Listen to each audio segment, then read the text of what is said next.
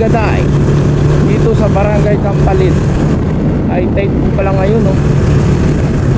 Yung lalim ng tubig, oh. Ang sarap maligo dyan, oh. Naalala ko yung kabataan doon sa probinsya, eh. Mga ganyan naliligo kami. Pero hindi ganyan kadumi yung tubig doon sa probinsya namin. Malinis yun. Eh, dami lumulutang. Yan naman po, fish pond po yung nasa kaliwa natin. Sa kaliwa ko, fish pond po yan.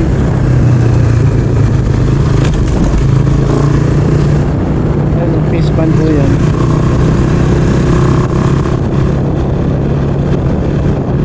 Sinimento daw ito dito dahil para yung tubig, halimbawa pag ganyan, nag high tide, may bagyo, hindi gaano pupunta dun sa mga kabahayan.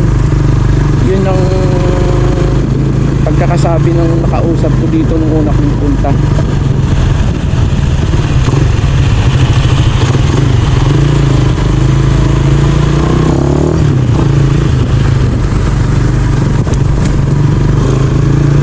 Tapos ginawang pasyalan. At may mga nagtitinda ditong seafoods. Kung gusto nyo ng seafoods, may bumili dito.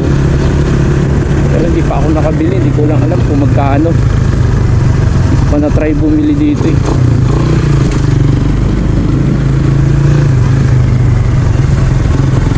Malawak pong to, eh. Yung sa kabila, oh, nakikita na yun, yan, yung mga breakwater, palaisdaan din.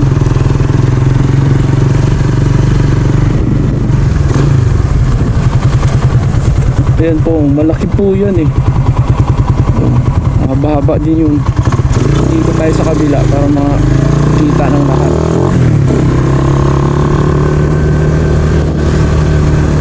Shout out sa inyong mga nakabike.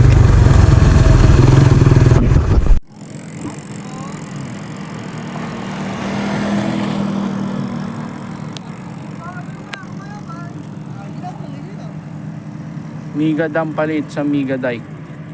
Ay Miga Dampalit dito sa Migaday sa Barangay Dampalit.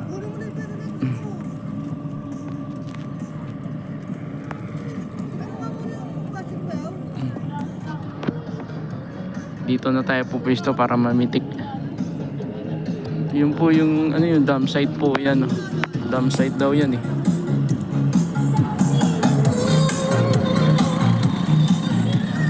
Meron daw itatayo dyan. Parang kay San Miguel yata daw yan.